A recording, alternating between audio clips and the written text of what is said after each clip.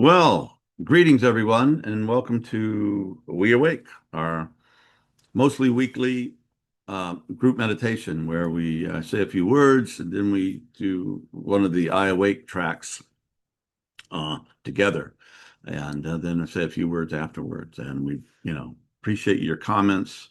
Let us know what you like, what you don't like, how it's affecting you, how the meditation is going, etc. And today we're doing a rather interesting one. It's called um, Deep Recovery. And it was one of the first things that iAwake ever produced. And I might have even done it before iAwake was even iAwake. And I was beginning to use brain entrainment technology working with addicts and alcoholics. And I discovered a website put together by Lee Spusta, who has created one of our creators now and has done a lot of work with us over the years. But I found a track that I really liked, and I wanted to use it to do a guided meditation for people that were suffering from addiction. And he said, "Sure, you can use it." And he didn't say you had to pay him any money or anything. And I said, "Okay, great." And so I bought about three books on guided meditation, and I was gonna, I didn't know about, I never, I don't think I'd done guided meditation, not many, anyway. And so before we did that, I just listened to the track by Lee, which is very powerful, very evocative track, and I just wrote it out longhand. The whole thing just came out for one sitting. And I never did read any of the books on guided meditation. They're still sitting in my house in Utah someplace. So yeah, this track seemed like it really wanted to happen. And at certain points, I was thinking, well, this is really early, and maybe it wasn't that good or sophisticated, blah blah blah. Maybe we should just, take it off the stage. And then I had people contact me and say, no, this really helped them and saved their lives, and a lot of really positive feedbacks. I said, well, okay. And I was thinking about doing this, but earlier this week, um, this was yesterday, that I went to a court in rural Louisiana to be with a friend who was going to be arraigned for, it's a long story, I don't get into, but there were lots of people being arraigned. And the first people were up on a screen and they had their orange jumpsuits on and they were in jail. So they didn't even let them out to, they arraigned them. And that's when you assign them, you charge them, and then you assign them a date for their trial. Okay, that's what an arraignment is. And we were sitting there for a long time because the woman's lawyer that we were using didn't show up. So we just sat there at least for an hour and a half and just and this is like backwoods Louisiana. And person after person, they were there for Schedule 2 narcotics distribution over and over and over again. All these uh, basically working class people, and they were all there for drugs and distribution. And there was one, and there were a lot of black people, and there were a lot of white people, so it was pretty well mixed.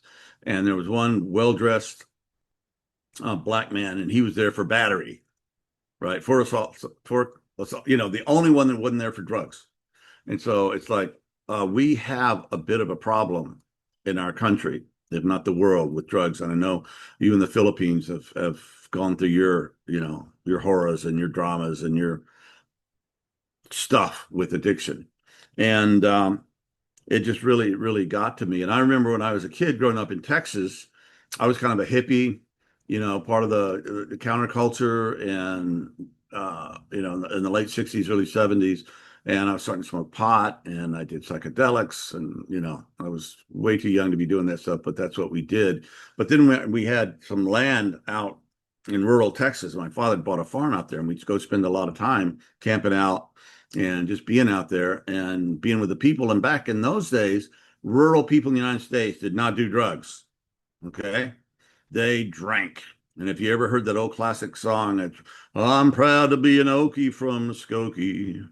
Uh, we don't do our trips on LSD, and we don't smoke marijuana in Muskogee. And the last line, the line I'm getting to is this, and white lightning still the greatest thrill of all. The rural people weren't into drugs.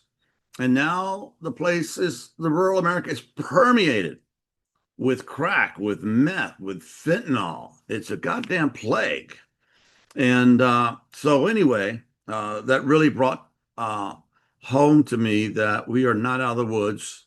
And some of you may know or may not know, I wrote a book called Integral Recovery, and it's a revolutionary approach to the treatment of alcoholism and addiction. Still a really good book. It's available on Amazon, and it won an award, for the book. And it's been, it's helped a few people. Let's put it that way. So this recording was an initial my attempt to give the people that I was working with, my clients, my students, uh, uh, brain entrainment, but with a guided meditation to help. And I think it's also very good for everyone, whether if you have an addiction problem or not. And what we recommended, what we worked with for the treatment of addiction, which I told my students, is what you're doing is what everyone should be doing. An integral practice involved meditation, healing your traumas, dealing with your shadows, staying in shape, working out, eating all this stuff, putting it all together in a package. And also, AA is really good too. But AA neglected a lot of things. So, this was to bring it together, and it was really new, but I never got any hostility from 12-step people. I thought I'd get pushed back. You try and do something, you're breaking outside of the sacred group or anything. They were always very supportive in my experience. So all that to say, we got some problems. And I doubt there's any of us that are listening to this have not been affected by, in fact, I'm sure that not been affected by addiction, whether it's how much your country has to pay to fight addiction, or how much drug cartels have corrupted your country and officials, how your family members have suffered from this disease, how your streets are no longer safe because of it. I mean, it's just enormous. And sometimes I think we just accept it. It's the way things are, and and it doesn't have to be. And people can heal, and people can heal from these horrible addictions. And how I talk about addiction. Addiction is when the individual has lost control to be able to stop using the desired substance or substances. A normal person who's not an addict can drink and start saying, "Oh man, I'm really tired of feeling hungover in the mornings, and I don't like what it's doing to me, and so I'm going to either moderate or I'm going to stop." Addicts can't do that. They are no longer in charge. So uh, it's heavy duty stuff, and I won't get into it. I could talk about this for hours, but I just kind of want to set up this particular meditation we're going to do. So without further ado, and assume the position, sit up straight, breathe deep, relax your shoulders, your tongue,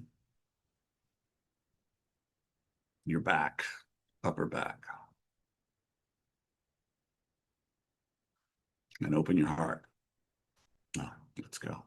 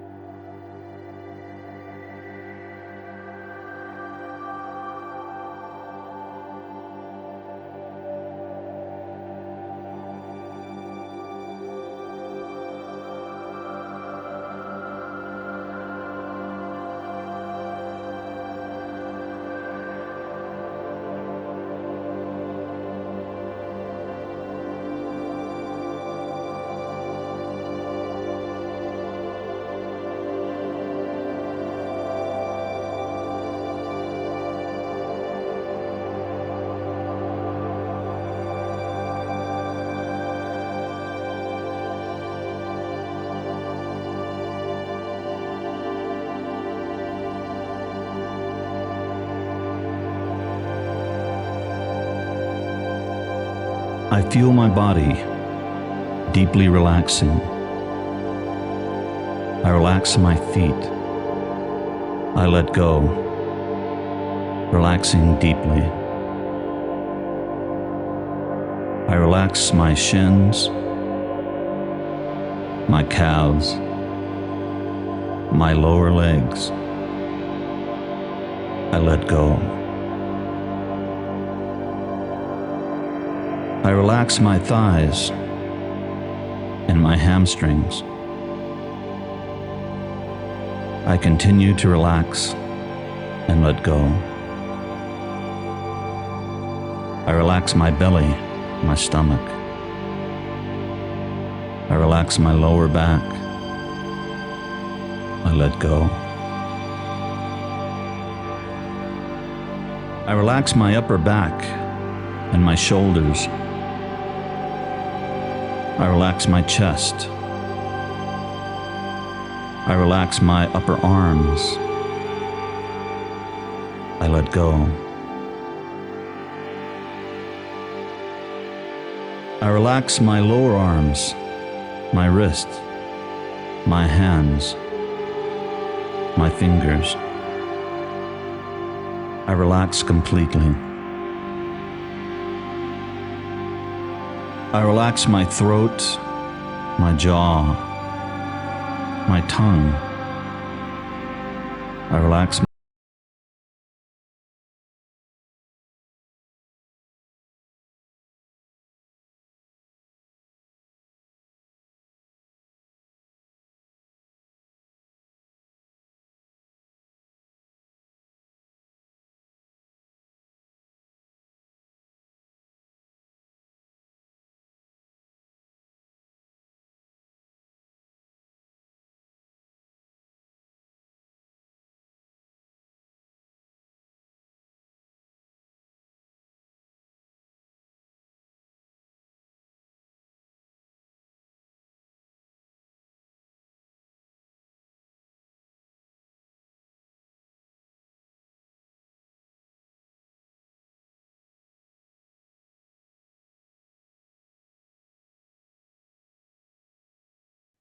Welcome back to our group here. That was a very powerful track. That's called Deep Recovery, and it has the two tracks. One is just the brain entrainment sound, Lee Spoosed again. It's really brilliantly done, I think. And then there's the one with the guided meditation, and then it takes you into just a deeper, longer meditative practice. And well, for a number of years, our home in southern Utah was a treatment center, and we had a meditation room upstairs. And so when people would come to us, some very severe addictions, often, mostly, we would meditate for an hour in the morning and an hour in the evening. So, can you imagine a bunch of addicts and alcoholics right off the streets meditating together for 2 hours a day? It was quite powerful. And this is one of the tracks we used, but we'd be sitting on our cushions, and it's a nice space. People, we've used it for years for lots of meditation, and they'd be all slumped over and blah, just I got to do this because they're going to send me to jail if I don't. Or most times people don't want to get into treatment. There's life things, legal things, or something that forces them to do it. But after a week or two, people were sitting up straight and looking like a bunch of dedicated monks, meditating, and they really began to understand that this was for them. Okay, this wasn't somebody forcing something on them. This was their meditation. It was their inner life. It was their healing, and it became a very sacred, powerful time for us. So all that. One thing that's become very area of concern for me is that we live in such a strange time when there is so much addictive stuff and technology and substances and activities drugs, video games, these little darlings, and just the constant news from all over the world all the time. And I know a lot of people who do fast from the internet, do fast from their phones and stuff. They just can't handle all the bad news. It's just too much for them. They get really depressed and begin to feel despair. I just heard the other day we have a mass shooting in the United States on the average of one a week, and I think that's over qualifies over 3 people shot, wounded, or killed at the same time. And it's been at least 3 this week that I know of. So it's what are these technologies doing to us? And of course, we had this Charlie Kirk assassination. You get to watch in living color, and really troubled times. So I think it's very important for us. Oh, another thing I've quoted often, but I'll just say it again because it's powerful, that there was a study that showed that poor Black kids in the United States spend it on the average about 11 hours a day looking at their phones. Can you imagine?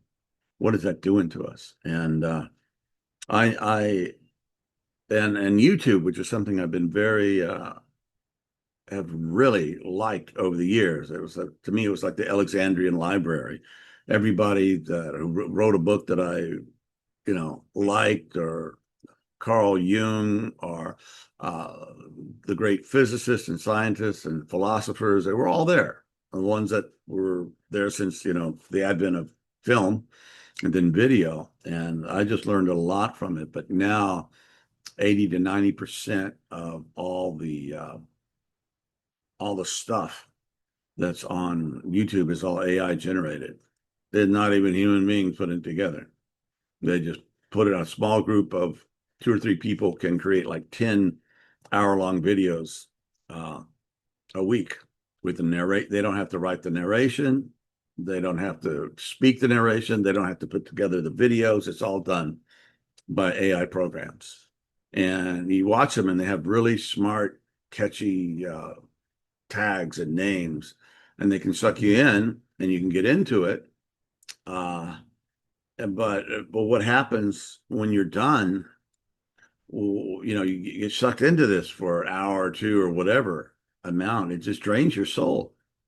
You feel just like your batteries need recharging, your spirit needs recharging. So I think it's very, very essential that we find ways to do activities that are soul centric, whether that be just sitting in silence, or brain entrainment meditation, or playing music, singing, dancing, walking in the woods, hanging out with other sentient beings, horses and dogs and cats and birds and owls. And we've got to do that practice or we're going to truly lose our souls. That's what it feels like. We just become so addicted to this constant bombardment of stuff. So it's very important. And I highly recommend, I think I'm going to write a book on it actually, but to have a daily ritual that you do in the mornings. Once you get out of bed, wash your face, brush your teeth, whatever you do, where you have a place in your living space that's kind of a sacred spot, that is a sacred spot, and you sit there and do your interior practice where you're not just being bombarded by all these stimulants and looking at the news and all this stuff. And I definitely recommend that you don't look at the news until you've done your practice, because I've tried both ways. You wake up and your phone is just bombarding you with all this happened, this happened, this happened, this, Donald Trump just did this or whatever. It's like, no, it really affects my time. And I really guard my time, that sacred time in the morning,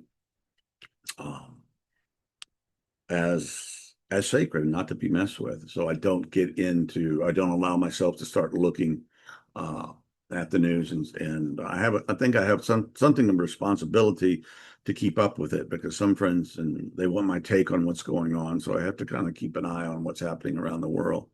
But I do it limited in a certain time of day, so that I don't just don't get drained. And if we don't learn how to cultivate our spiritual lives, our interior lives, our soul lives, and exercise, running is good for this. There's so many ways. Walking in the woods, walking to a park, uh, growing a garden, roses, flowers, all of these things are soul centric, what I call soul centric activities.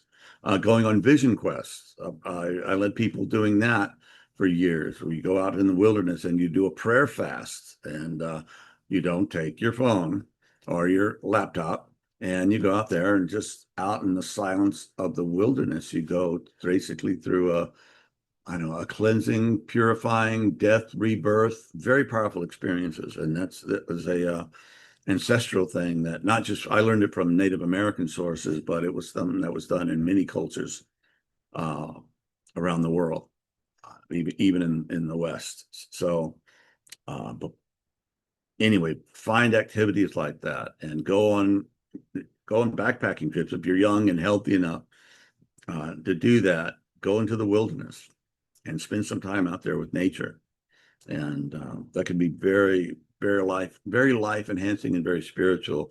And the time that I've spent in the wilderness, which is quite a bit, because that's used to be what I was a guide, what I did, has left a an impact on my soul, on myself, that stays with me. It was not time wasted, sleeping under the stars, and in the wind and the snow and the rain and all that stuff is very, very, very real and makes one very present. So anyway, that's what I wanted to say. Take the time to cultivate your inner life, or what I call your soul, and it will help a lot with despair, depression, anxiety, uh, all of these things. It's a big help, and it's for me, it's essential. I couldn't get along without it. It would be too much. So hope you enjoyed that. That's a 33-minute track we listened to. And that again was Lee Spusta, and it's called Deep Recovery. And of course, you can buy it on our website. And yeah, let me know if you need it. And however the situation might be. So I think that's it for today. I hope.